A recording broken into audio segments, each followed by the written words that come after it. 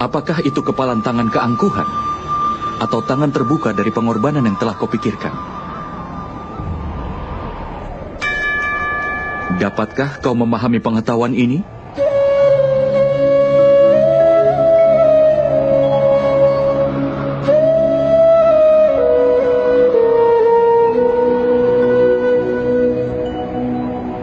Apakah dunia ini sebenarnya, Partha? Manusia, iblis, burung, parasit, serangga, ikan, dan pepohonan? Bagaimanakah semuanya diciptakan? Berasal dari unsur apa mereka diciptakan? Bagaimana fungsi mereka dan bagaimana cara mereka bertahan? Bagaimanakah cara mereka mati? Dan apa yang akan terjadi setelah semua itu mati?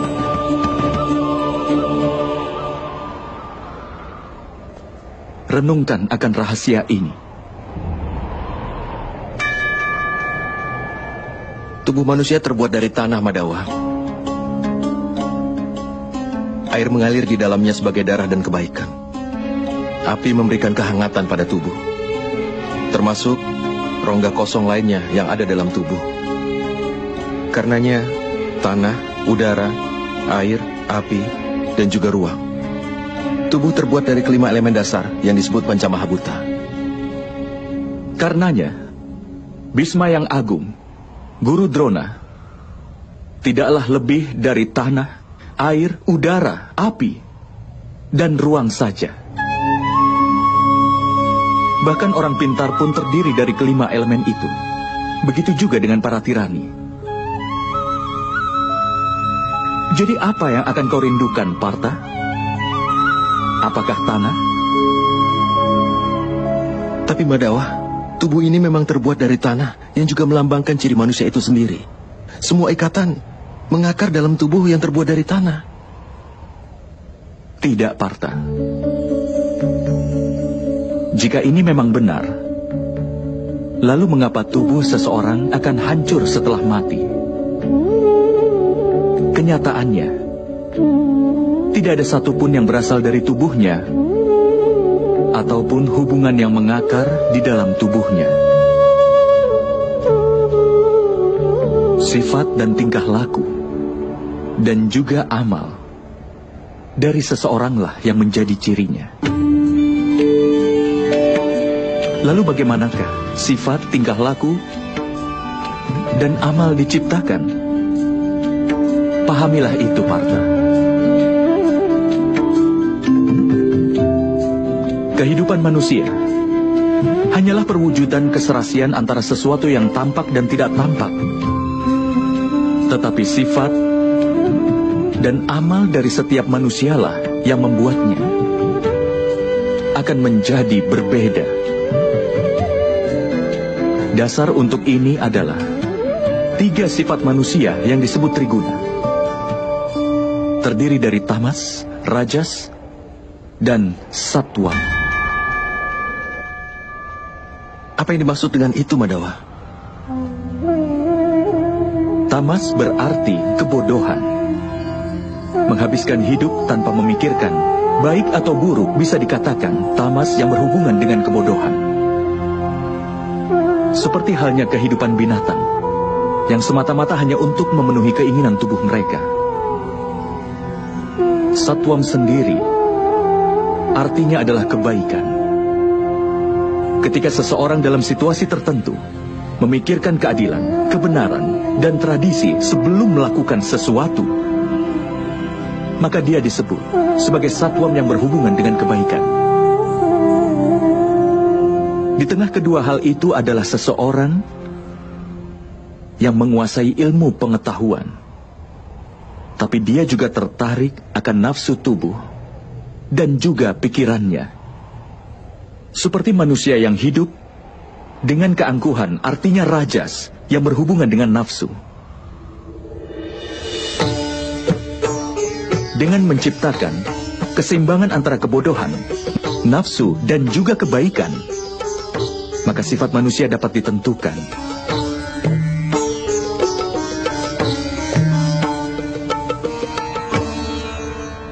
Lihatlah ke depan, Partha. Sifat apakah yang dapat kau lihat dalam diri mereka semua?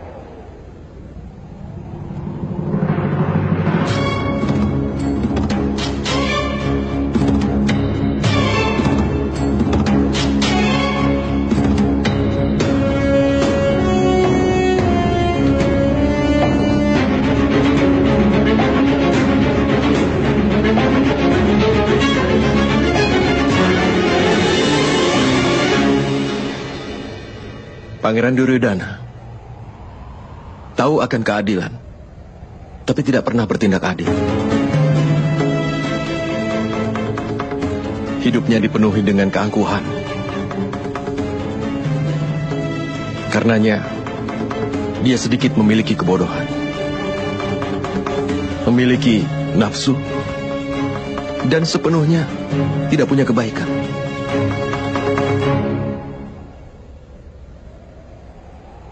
Dan di sana ada Pangeran Dursasana.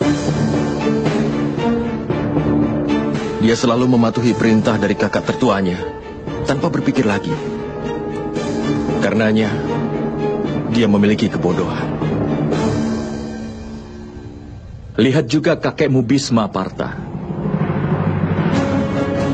Dia punya keseimbangan antara kebaikan dan kebodohan. Dia tidak memiliki keangkuhan. Tetapi dia terikat dengan pemikiran usang dan tradisi yang kuno. Bahkan ketika keinginannya muncul, dia tidak bisa melanggar sumpahnya.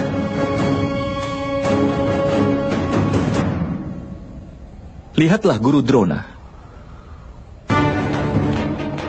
Dia memiliki baik pengetahuan maupun keangkuhan.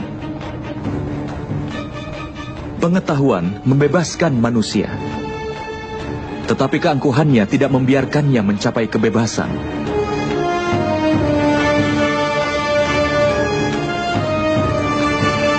Tapi Madhawa, jika sifat manusia adalah kesatuan dari 3 sifat manusia, apakah perbuatan manusia sudah ditakdirkan sebelumnya? Seekor singa akan memangsa rusa, dan rusa ditakdirkan untuk takut pada singa. Lalu kenapa keadilan jadi hal yang penting? Mengapa kejahatan mendapatkan hukuman? Lalu apa tujuan semuanya?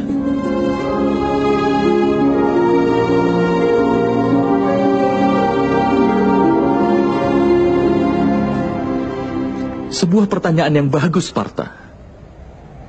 Tapi pertama-tama pahamilah apa yang dimaksud dengan manusia itu. Manusia tidak hanya gabungan dari 5 elemen dasar itu. Tidak hanya kelima wujud itu.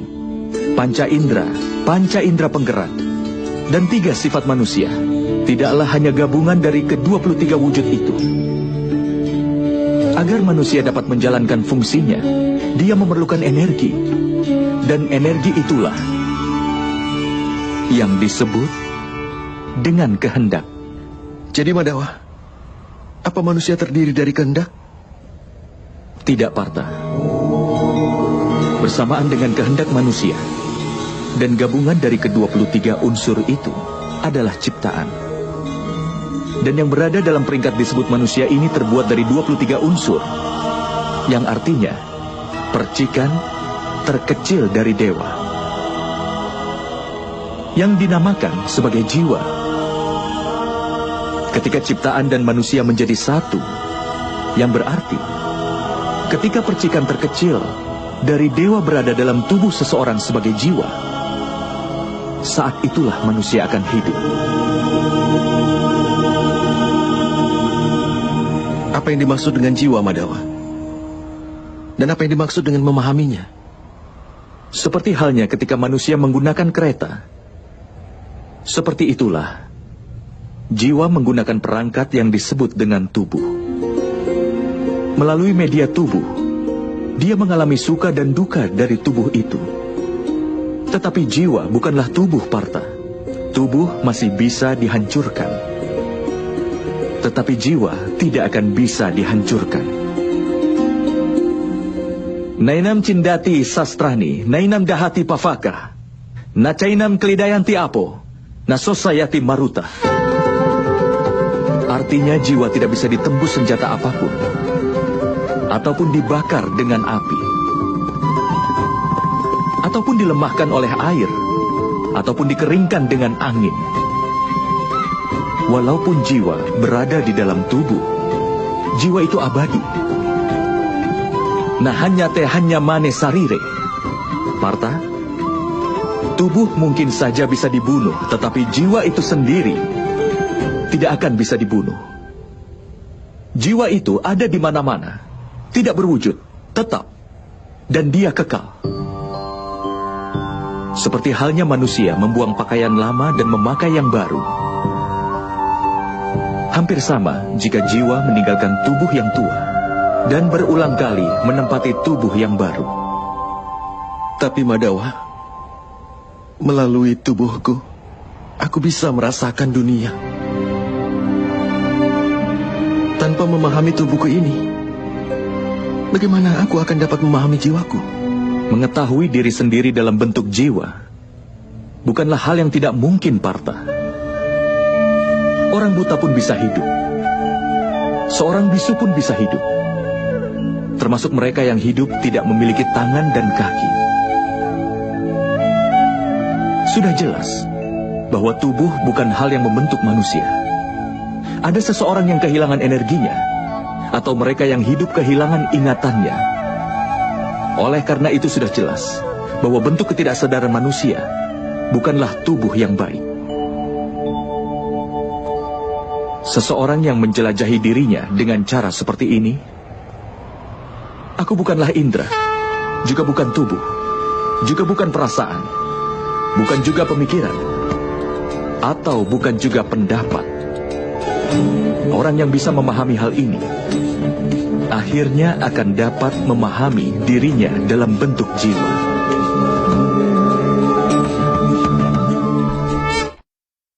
Apakah tujuan dari jiwa itu sendiri, Madawa? Ketika ciptaan tersebut terpisah, dan ketika manusia dan alam diciptakan, maka manusia, yang adalah bagian dari dewa, menjadi jiwa, dan berdiam dalam setiap wujud penciptaan. Jiwa itu sendiri dikelilingi oleh nafsu dan kegelapan, Parta.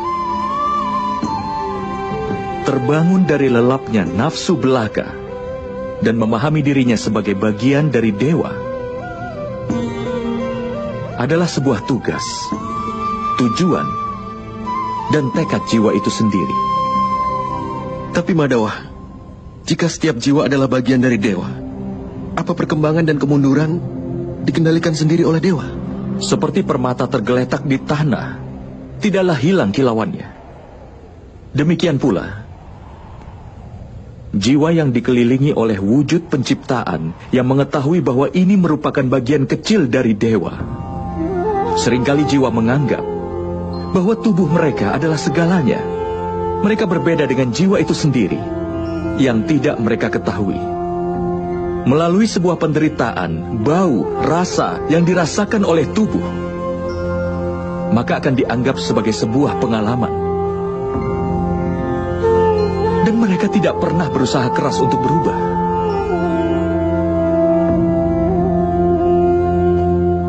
Jiwa yang tidak mau berusaha keras untuk berubah dan tetap melakukan ketidakadilan,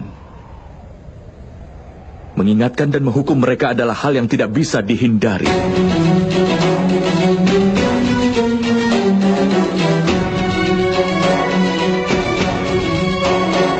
Lebih baik memahami hal ini juga, Parta, bahwa kau bukanlah tubuh, tetapi sebuah jiwa.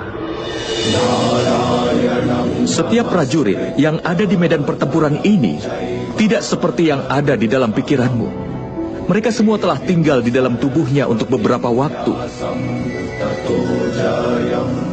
Tubuh mereka akan mati, tetapi jiwa mereka semua abadi.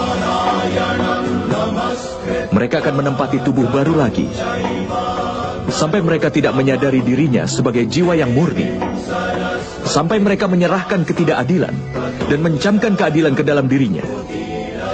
Mereka akan terus lahir dan kemudian mati. Ini adalah pelajaran pertama dari Brahma Widya Partha. Mereka yang lahir sudah dipastikan akan mati. Dan bagi mereka yang telah mati, sudah pasti akan dilahirkan kembali. Pengetahuan ini disebut dengan Samkhya Yoga.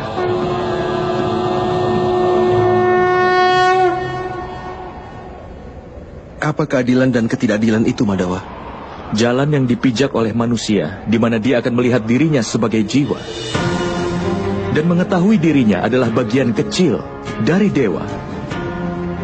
Maka jalan itu dinamakan keadilan.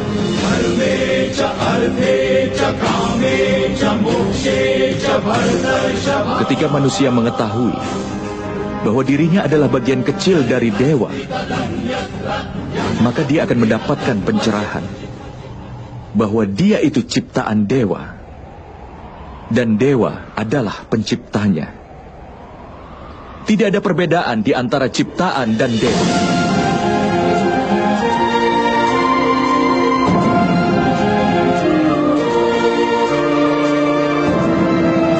Manusia yang paham akan hal ini tidak akan kejam dan kasar terhadap manusia lain, dan juga bahkan pada binatang.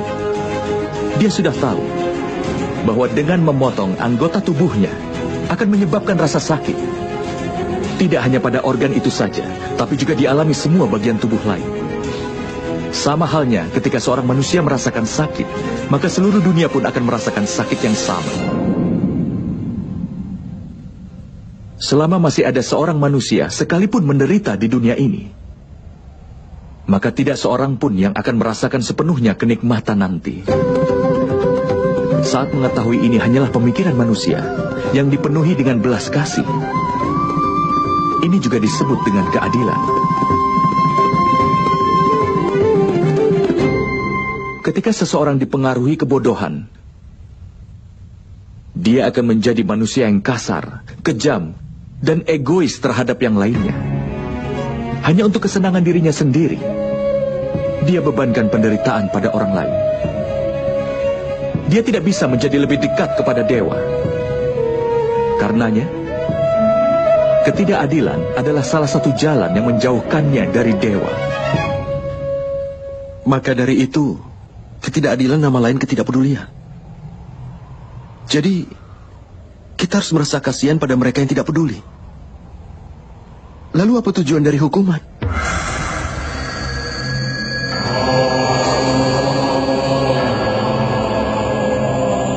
Ketika seseorang enggan mengetahui nilai dari pengetahuan, atau bahkan enggan untuk melirik pengetahuan itu, maka hukumannya adalah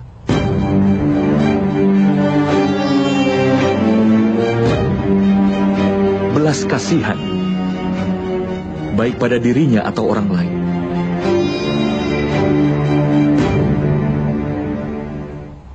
Tahap-tahap penciptaan akan selalu menurut kehendak dewa. Itu tidak akan terelakkan. Tetapi bersamaan dengan berkembangnya ketidakpedulian, nafsu, dan juga ketidakadilan, maka keadilan di dunia ini akan berada pada jurang kehancuran. Hingga di dunia ini tidak ada keadilan lagi. Sementara belas kasih dan kebenaran juga telah dihancurkan. Dalam rangka menyambut generasi selanjutnya agar memperoleh keadilan, menghabisi kejahatan saat ini dan mengembalikan keadilan adalah hal yang tidak mungkin terelakkan.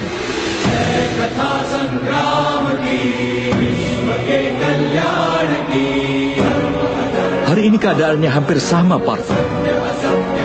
Dan kewajiban untuk menegakkan keadilan ada di tanganmu. Mulai sekarang atasilah kelemahanmu itu. Dan kau bersiaplah untuk pertempuran ini.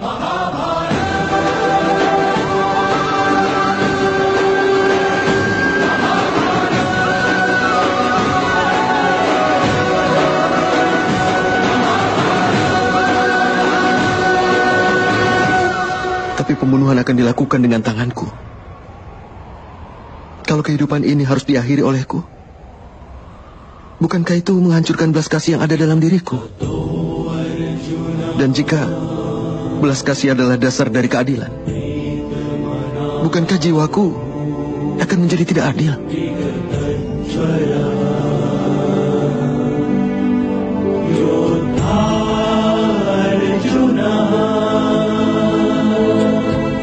Batas dari keadilan sudah pasti akan dibuat. Tetapi batas dari amal belumlah dibuat, Partha.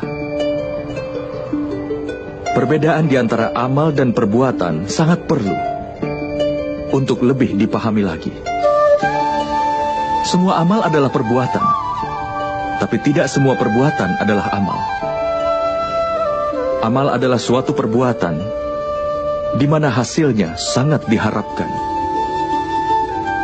Ketika seseorang melakukan amal dan berharap mendapatkan kenikmatan, kekayaan, dan kehormatan, maka dia terikat pada hasil perbuatannya itu. Ketika amal ditunjukkan untuk mengharapkan suatu hasil, maka dinamakan sakam karma yoga. Dan ketika amal dilakukan tanpa mengharap hasil apapun untuknya, maka itu dinamakan niskam karma yoga. Inilah alasannya mengapa dia harus terlahir berulang-ulang. Kenyataannya manusia tidaklah terikat oleh sebuah amal, tapi rantai pengharapan yang terhubung dengan amalnya lah yang mengikatnya.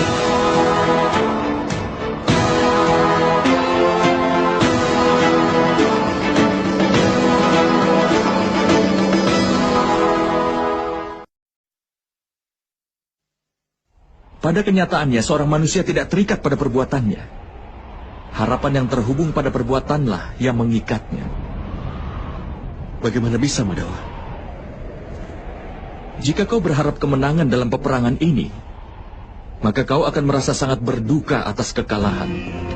Dan kedukaan itu akan memaksamu melakukan hal lain lagi yang kau butuhkan untuk dilahirkan kembali. Lalu jika ternyata kau menang, kesombonganmu pun akan makin tumbuh. Dan kesombongan itu akan membawamu ke arah kemenangan duniawi. Dia akan membuatmu membunuh, dan dosanya seharusnya akan terikat padamu. Pikirkan hal itu. Jika di dalam pertempuran ini, kau tidak punya kemauan untuk menang, dan tidak takut akan kehilangan, kau akan merasakan kebahagiaan atau kesedihan di akhir peperangan ini. Tidak merasakan kebahagiaan, Madawa. Tidak pula kesedihan. Karena itu kebahagiaanmu, kedukaanmu, keputusasaanmu, kekecewaanmu bukanlah karena perang ini. Harapan yang kau miliki dari peperangan inilah yang menyebabkannya. Bukankah menurutmu begitu, Partha?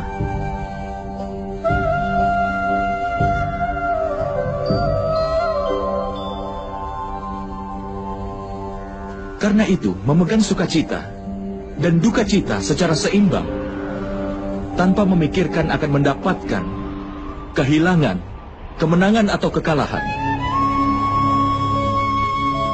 Dan itu artinya, jika kau terlibat dalam pertempuran, maka sukacita, duka cita, kehilangan, kemenangan atau kekalahan, wahai putra Kunti, maka kau tidak akan menanggung dosa apapun. Inilah yang disebut karma yoga. Orang yang mempelajari pengetahuan tentang Sankhya menyadari kenyataan bahwa dia bukanlah suatu tubuh, tapi suatu jiwa belaka. Bahwa kebahagiaan dan yang dialami tubuhnya hanyalah sampai pada kematian.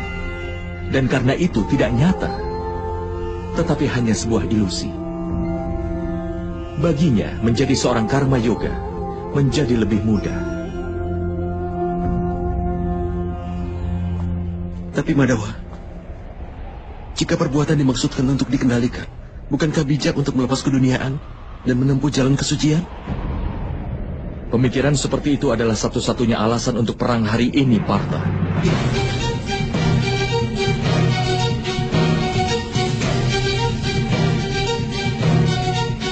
Renungkanlah.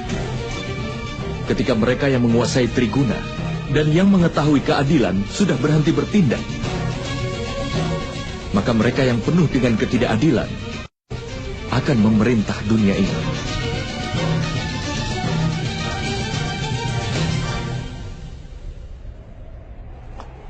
Selama Bhisma yang agung masih belum meninggalkan dunia ini, ketidakadilan tidak akan tumbuh dengan luas hari ini.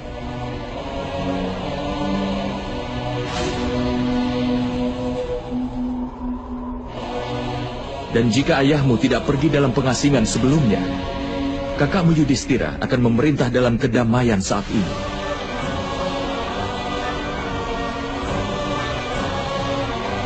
Dan mengajarkan rakyatnya tentang keadilan dan juga kebenaran.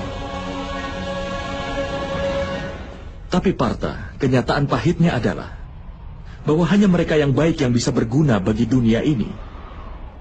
Tapi mereka orang yang selalu berpikir tentang kesucian.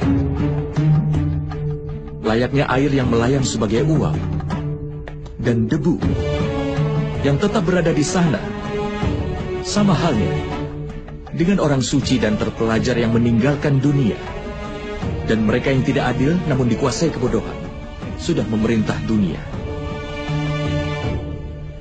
Atas alasan ini dosa-dosa dan ketidakadilan tumbuh di dunia ini.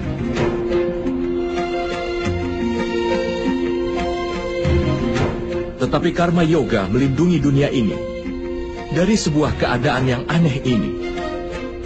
Seorang karma yoga akan berhenti berharap pada hasil, tetapi bukan pada perbuatan itu sendiri. Dia berada di dunia ini layaknya seorang suci. Dia melakukan semua tindakan, tapi tidak kehilangan diri di dalamnya. Seorang karma yoga tidak berharap apapun dari anak-anaknya dan yang disayanginya, bahkan dari rakyatnya sekalipun.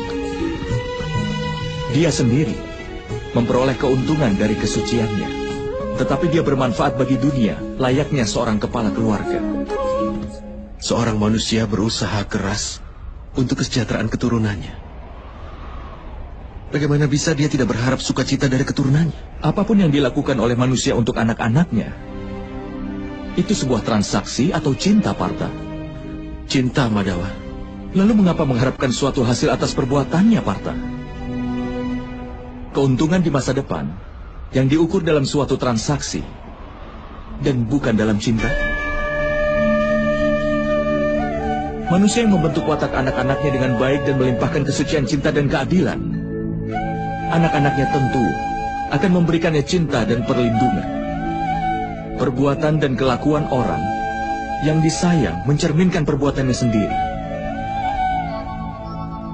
Dan ketika seseorang tidak lagi berhak atas perbuatan mereka sendiri, lalu apa gunanya lagi untuk memiliki harapan besar dan kemudian juga berharap besar kepada mereka? Jika kau pikirkan ini dalam-dalam, Partha, kau akan segera menyadari bahwa tidak ada perbuatan di dalam kehidupan yang menghubungkan harapan dan pengharapan yang tidak terelakkan. Ketika makhluk adalah dewa dan manusia adalah bagian dari dewa, maka semua tindakan disebabkan oleh dewa itu sendiri. Seorang manusia tidak akan melakukan apapun dengan sendirinya. Inilah prinsip dasar dari karma yoga, Partha.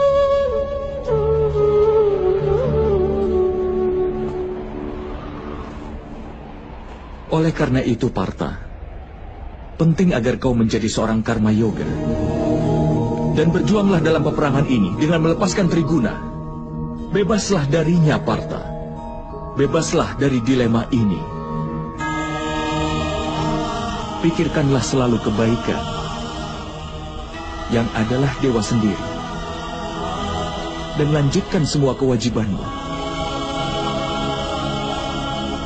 Hasrat yang kau miliki untuk mencapai sesuatu dan pikiran untuk mempertahankan sesuatu yang telah kau capai sebelumnya atau yang telah kau bangun dalam semua harapanmu, itu harus dihentikan, Partha.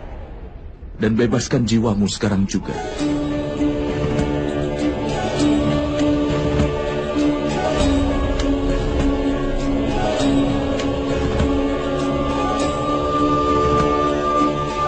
Kau harus ingat, Partha.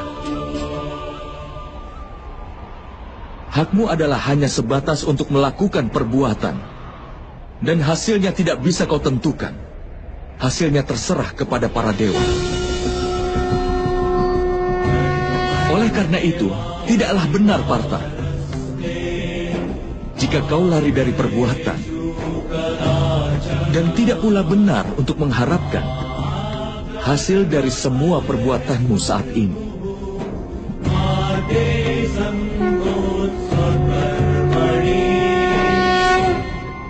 Orang yang tidak mengharapkan hasil, tapi tidak berhenti berbuat baik. Lalu bagaimana seorang karma yoga itu bisa dikenal, Madawa? Dengar, Partha. Orang yang membuang makanan hanya untuk mengabaikan rasanya. Pada kenyataannya hasrat untuk merasakan tidak pernah hilang dari pikirannya. Dia pun menghadapi kehilangan 2 kali lipat. Pertama-tama dia menjadi lemah, dikarenakan usahanya untuk mencapai dewa yang tidak terelakkan, tidak bisa dia lakukan. Dan kedua, pikirannya selalu dipenuhi dengan hasrat untuk merasakan apapun. Oleh karena itu, daripada mengabaikan makanan seseorang, lebih baik berhenti berhasrat untuk merasakannya sendiri. Seorang karma yoga mengeluarkan semua hasrat dalam pikirannya. Dia menerima kehidupan sebagai kewajiban dan menjalankan tugasnya. Tapi dia tidak pernah selaras dengan tindakannya. Dan Partha, seseorang yang tidak punya harapan dan pengharapan dari tindakannya adalah orang yang tujuannya akan terpenuhi. Orang yang pikirannya tidak goyah walaupun setelah mengalami kegagalan. Orang yang tidak berpikir bahwa dia yang paling hebat bahkan setelah kesuksesannya. Orang seperti itulah yang disebut sebagai karma yoga. Dan orang seperti itu akan berhasil dalam kehidupannya hingga berulang kali.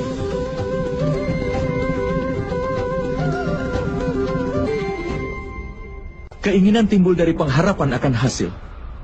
Dan ini adalah sifat dari keinginan yang akan tetap tidak akan terpenuhi. Rasa tidak terpenuhi kemudian menimbulkan kemarahan. Dan kemarahan akan menimbulkan hasrat. Karena hasrat itulah, seseorang akan melupakan pengetahuan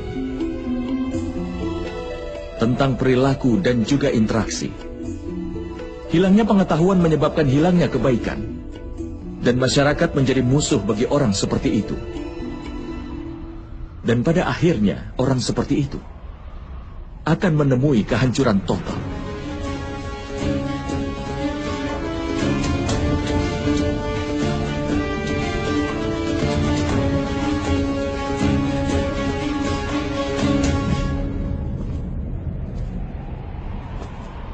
Seperti misalnya saudara Duryudana. Panglima pasukannya adalah Bhisma yang agung. Harusnya dia musuhmu. Tapi dia mendoakan agar kau mendapat kemenangan.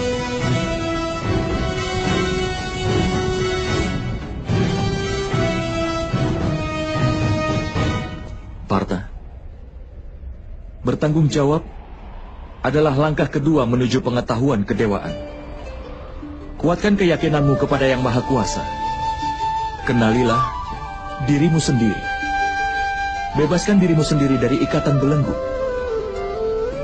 Korbankan hasrat akan hasilnya dan lakukan saja kewajibanmu.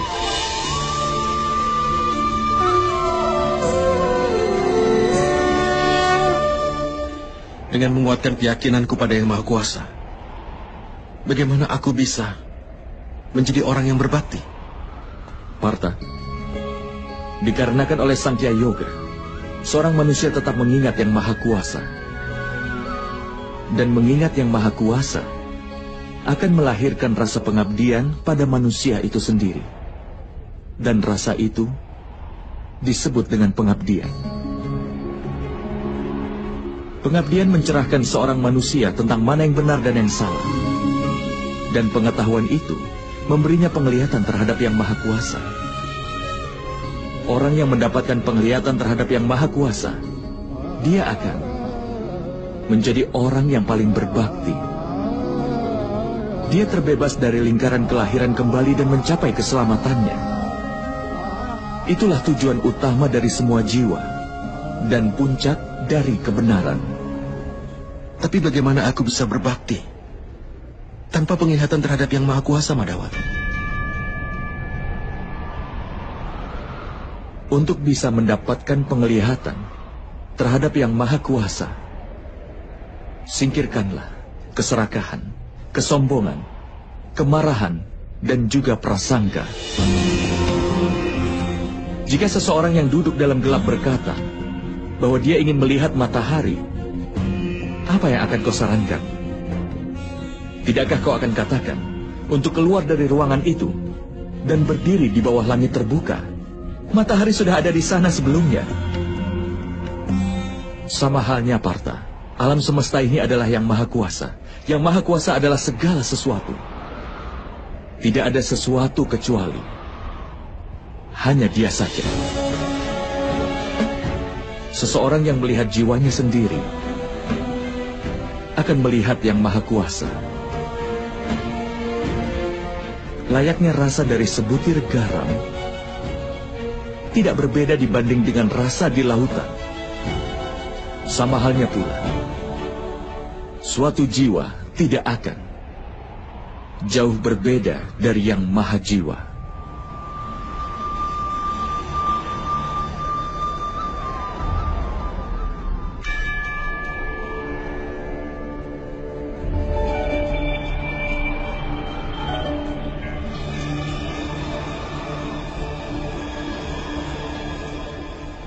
Artinya, Madawa, apakah kau Yang Maha Kuasa?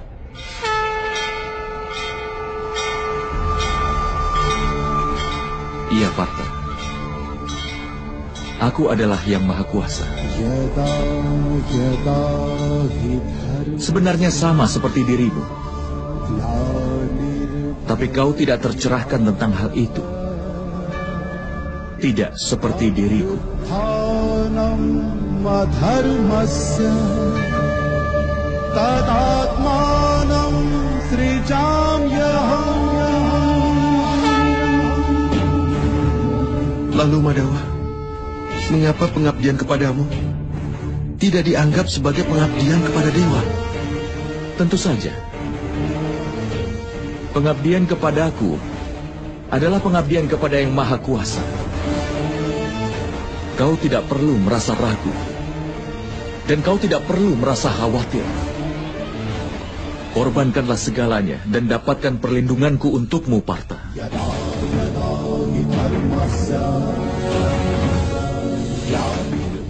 Akulah alam semesta.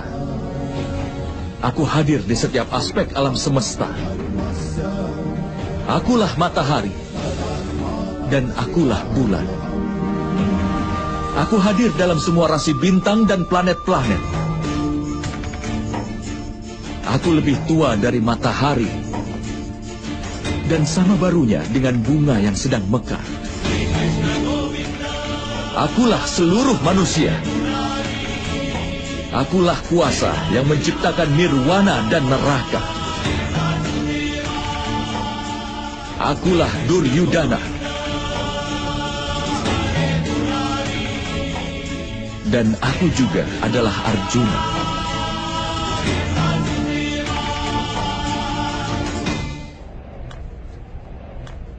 Bagaimana mungkin begitu, Madawa? Karena banyak manusia yang telah menyaksikan kelahiranmu. Bahkan ibumu pun masih hidup. Kau dilahirkan dari rahimnya. Bagaimana kau bisa jadi keduanya dulu dan sekarang? Kau menyaksikan tubuh ini.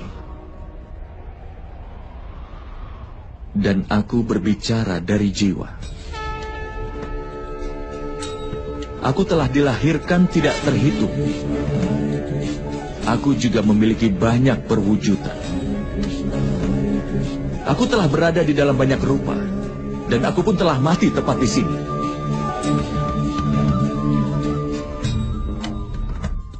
Dan aku juga akan lahir kembali berulang kali di masa depan.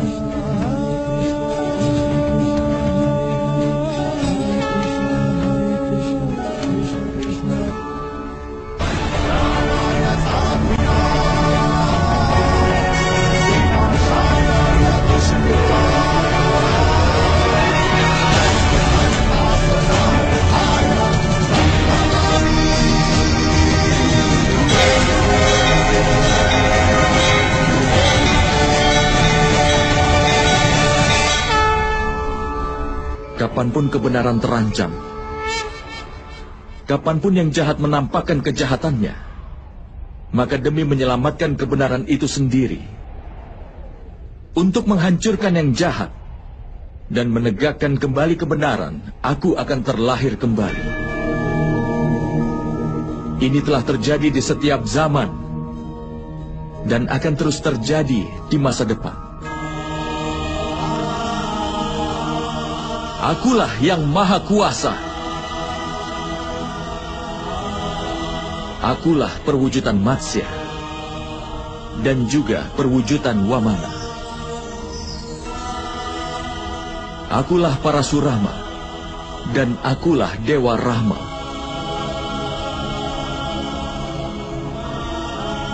Akulah Brahma, Wisnu dan Mahesa. Akulah Saraswati, Kali dan juga Laksmi.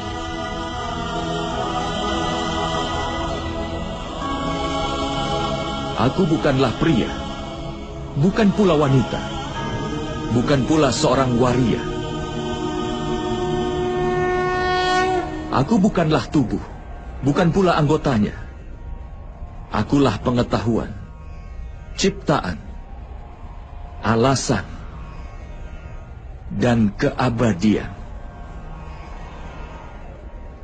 Akulah segalanya. Dan aku pun bukan apa-apa.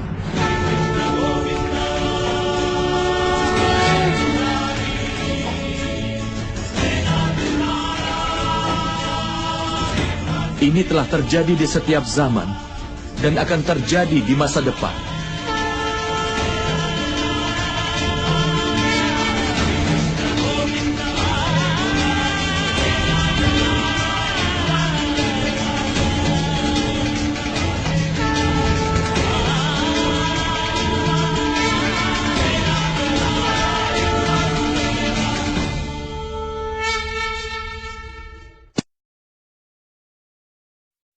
Aku bukan siapa-siapa,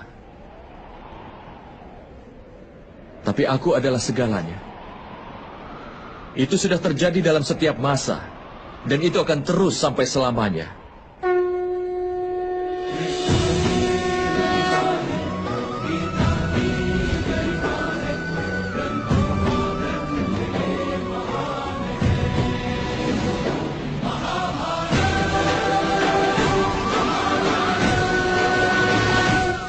Ketika kau merenungkan keberadaanmu, kau akan menemukan dirimu sendiri terhubung denganku.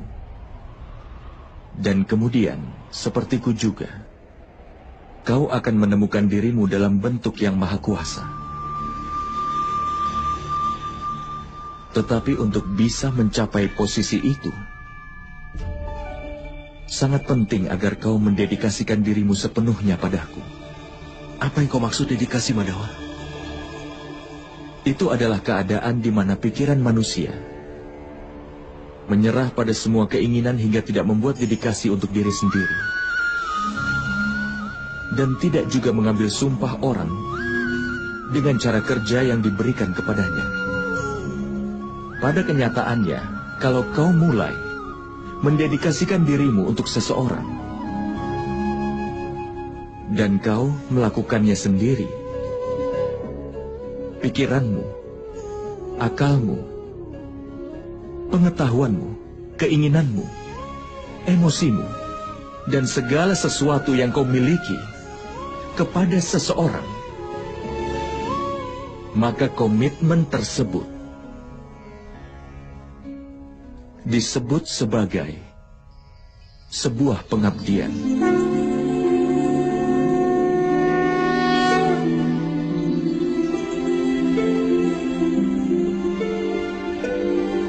Seorang istri berkomitmen untuk suaminya. Prajurit berkomitmen pada panglima pasukannya. Sementara murid berbakti pada gurunya. Semua bentuk pengabdian itu apakah sama? Bukankah semua itu untuk mencapai yang maha kuasa? Tidak, Partha. Ketika seseorang berbakti untuk sesuatu, ataupun untuk seseorang, itu tergantung acuannya. Dia tidak meninggalkan ruang untuk keraguan. Atau pertanyaan pengabdian terhadap seseorang. Yang jahat bisa membuat orang menjadi memfitnah.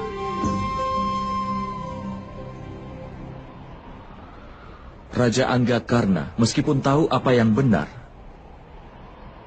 tapi dia berkata salah kepada Pancali di permainan dadu. Wanita yang menjalin hubungan dengan 5 pria tidak lebih baik dari seorang. Dan alasan untuk itu adalah pengabdian Raja Angga terhadap saudara Duryudana. Hukumannya adalah dengan mendapatkan perang ini. Apakah begitu menurutmu? Itu semua adalah karena kesetiaannya kepada orang yang jahat. Karena itulah perlu untuk mendedikasikan diri pada apa yang benar, yang membuat manusia menjadi benar. Hanya penjahat yang dibelenggu dengan rantai yang terbuat dari besi. Lampu candi diikat oleh rantai yang terbuat dari kuningan. Kemudian juga ada rantai emas yang melingkar di leher kita sebagai sebuah hiasan. Kesetiaan terhadap suami, terhadap guru dan teman, itu hanya beberapa bentuk kesetiaan, Partha. Tapi yang disebut kesetiaan sejati adalah kesetiaanmu terhadap yang kuasa.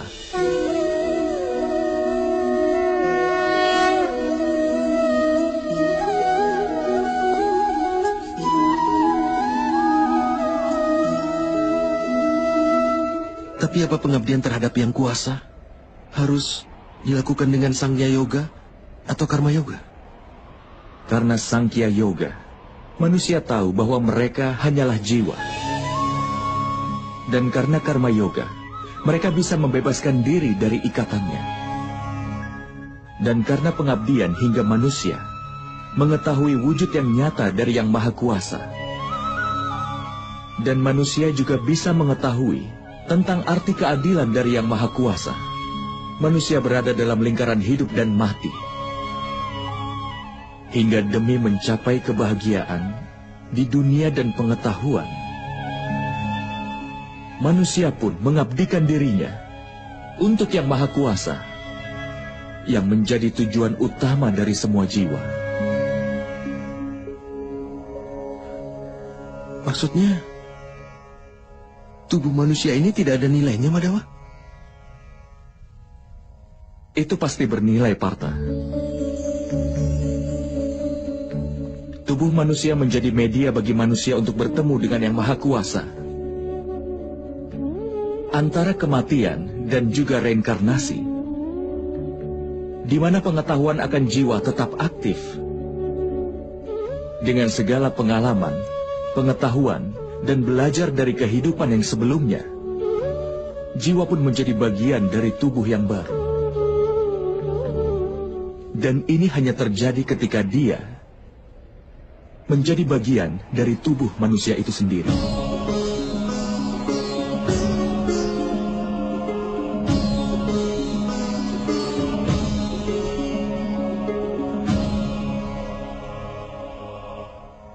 Tapi Madawa, dengan membunuh orang-orang yang hadir di sini, apakah kita tidak menghancurkan kesempatan untuk menyelamatkan mereka?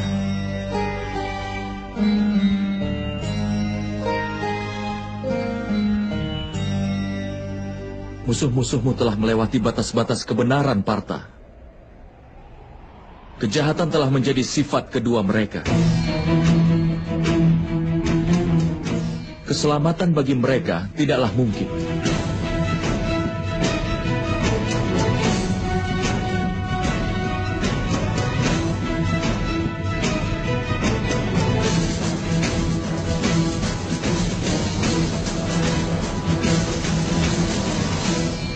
Orang pendosa dapat diberikan kesempatan untuk memperbaiki diri hanya sampai batas tertentu.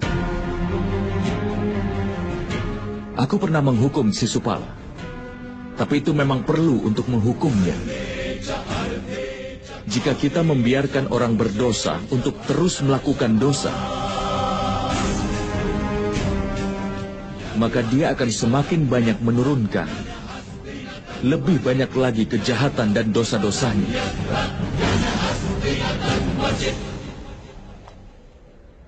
Tugas orang baik adalah menghentikannya melakukan kesalahan lagi. Jiwa-jiwa ini tidak akan mencapai akhir, tapi tubuh mereka akan rusak oleh ketidakbenaran dan menjadi bagian dari tubuh manusia baru. Tetapi ada lebih banyak kesempatan lagi dalam tubuh baru mereka. Jika kau melakukan perang ini dengan pola pikir bahwa itu memang pantas. Tubuh manusia bagi manusia adalah kekayaannya sebagai harga diri mereka. Mereka yang menempuh jalan kebenaran akan memurnikan tubuh mereka. Dan melalui jalan itu, mereka akan bertemu dengan jiwanya. Ini adalah hubungan antara Setra dan Setragna. Aku tidak bisa mengerti tentang hal itu, Madawa.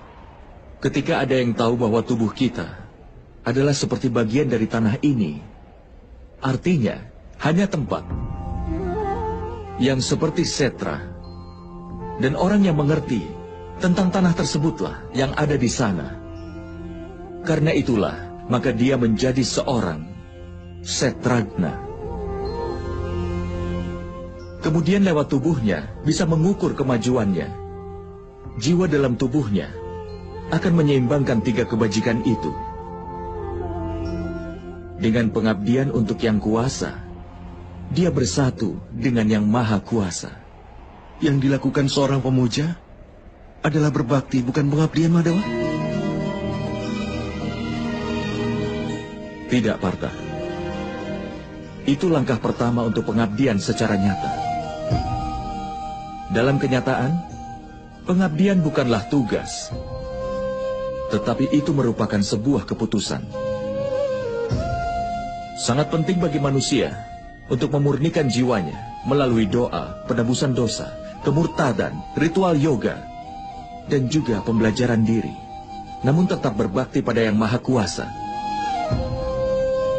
Karena setiap manusia harus mencurahkan semua perhatian dan mengarahkan setiap nafasnya untuk Yang Maha Kuasa.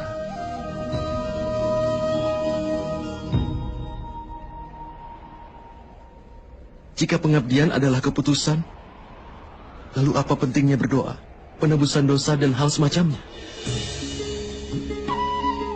Hanya cara dan alat untuk membersihkan dirimu hari ini, dan nanti akan kotor lagi.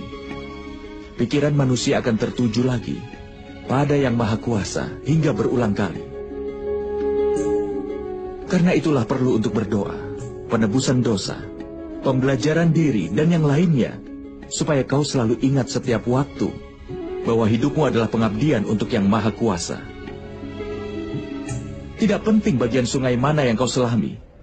Yang penting adalah bahwa kau bisa menyelam.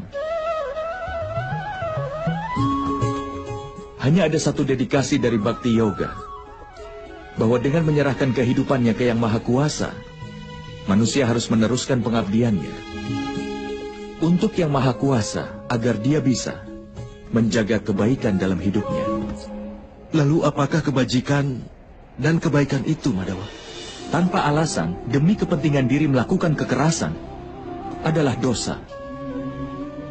Sesungguhnya, anti kekerasan adalah dharma yang utama. Selain itu, kejujuran, tidak emosi, pengorbanan, ketenangan jiwa, tidak menjelekkan orang lain, perasaan ulas asih, tidak tertarik kepada sukacita, tidak melakukan sesuatu tanpa alasan, tenang, sabar, pemaaf, dan kesucian tubuh, serta tidak melawan kebenaran dan juga tidak angkuh. Sifat-sifat mulia ini disebut sebagai sifat sattvik, atau sebuah sifat yang mulia. Dengan ini manusia bisa melakukan kebaktian, artinya bisa berbakti kepadaku, sambil menjalankan kewajiban dalam hidupnya, sambil menegakkan kebenaran, dan hidup tanpa mengharapkan pahala dari perbuatannya. Orang seperti itu sudah pasti akan aku berikan ketenangan. Dan setelah kematian, ku beri tempat untuk bersemayam dalam diriku.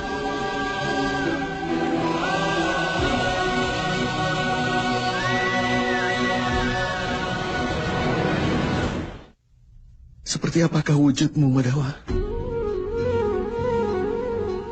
Melalui media Sangya Yoga, aku harus tahu bahwa aku punya jiwa. Aku abadi. Dan berada dalam tubuh yang fana ini hanya untuk sementara waktu.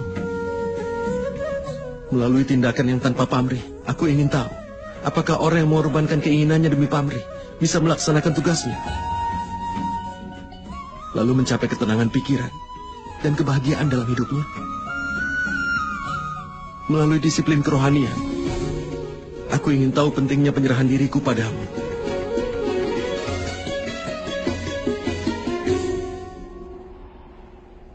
Tapi Madawa, kau pernah mengatakan bahwa Yang Maha Kuasa bukanlah manusia yang berdiri di semua tempat.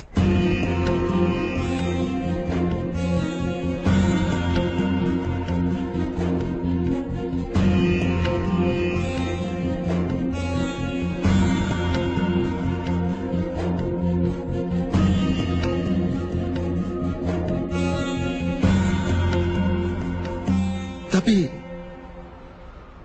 aku masih melihat manusia yang ada di sini. Hanya manusia, Madawa.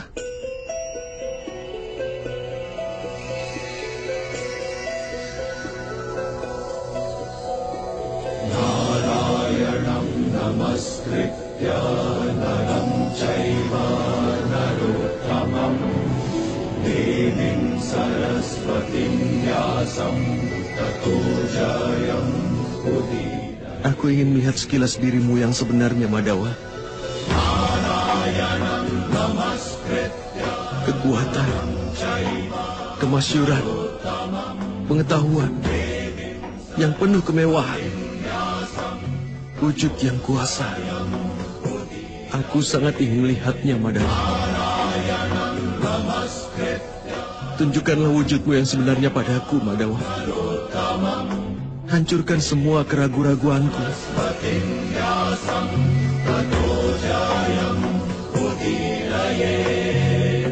Tunjukkanlah dirimu, Madawa.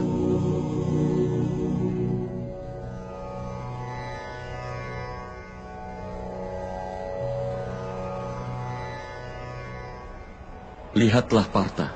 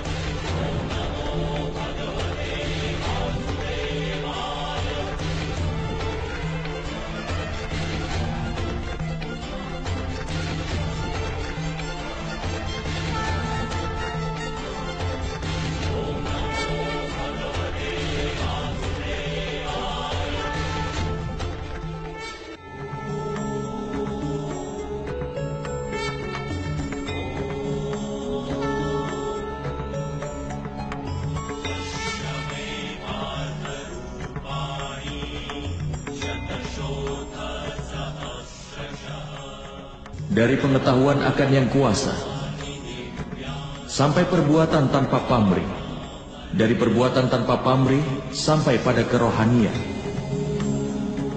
Lihatlah wujud tertinggiku sebagai pengetahuan yang sebenarnya, Arjuna.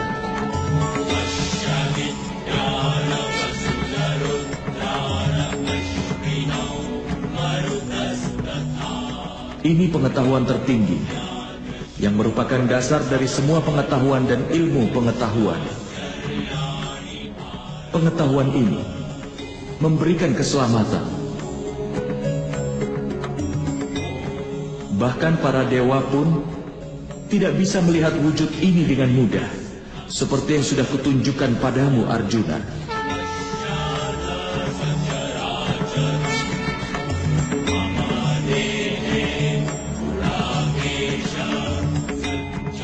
Aku tinggal di masing-masing dan di setiap partikel bumi ini. Di bumi, matahari, bulan, galaksi, dan segala rasi tinggal di dalamku.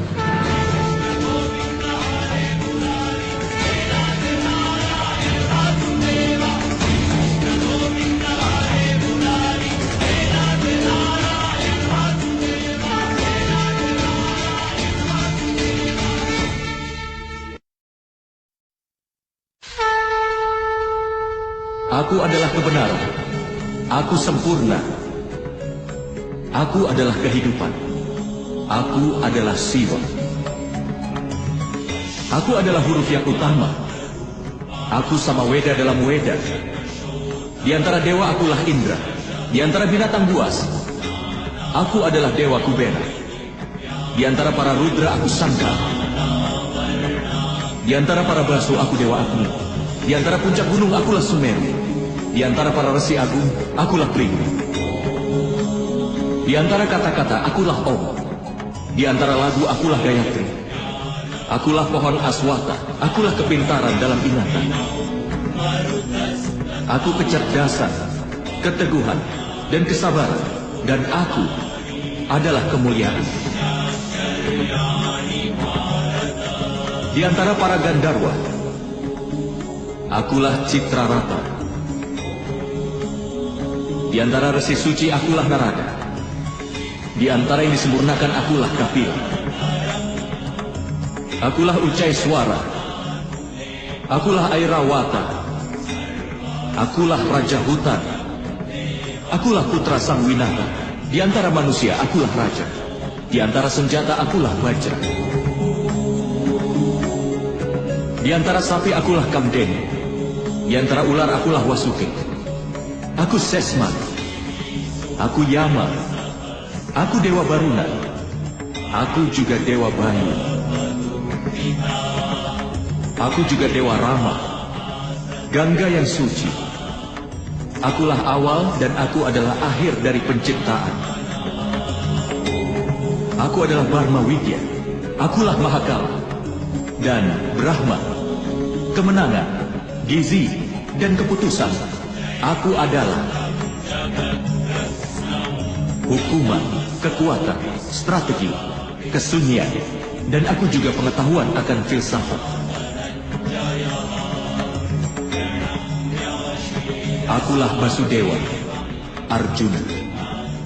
Begawan biasa. Tidak ada yang bukan aku sama sekali.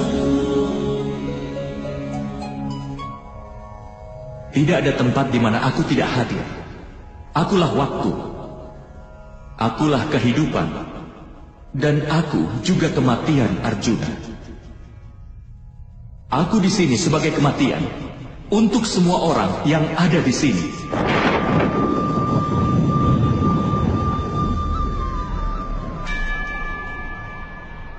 Bahkan meski kau tidak mengangkat senjata, aku pasti akan memusnahkan mereka semua. Untuk itu atasilah keinginanmu dan jalankanlah kewajibanmu. Tanggunglah beban akan keadilan. Angkatlah busur gandiwamu dan berperanglah. Berjanjilah untuk perang, Arjuna. Berjanjilah untuk perang.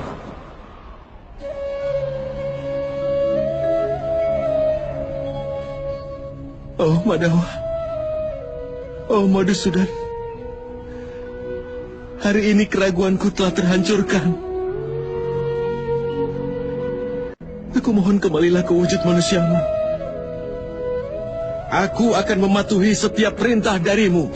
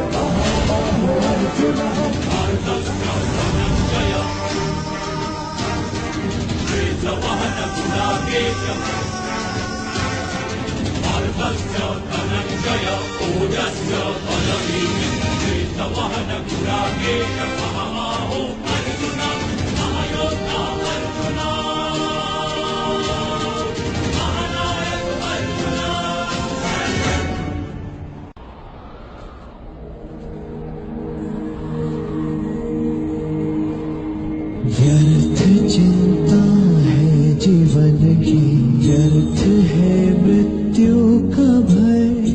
आत्म को ना मार पाते शस्त्र अग्नि या समय।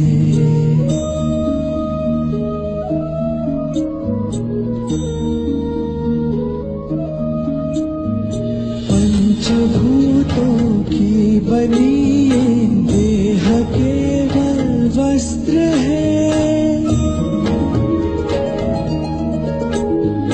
पंचभूतों की बनी ये देह केवल वस्त्र है।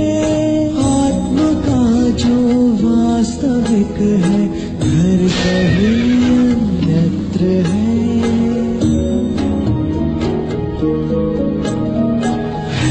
परिवर्तन ही सत्य, झूठ सबका साथ है।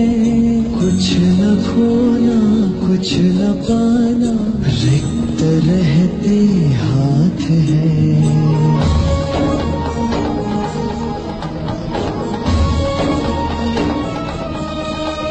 ईश्वर स्वयं है सृष्टि सारी, कहा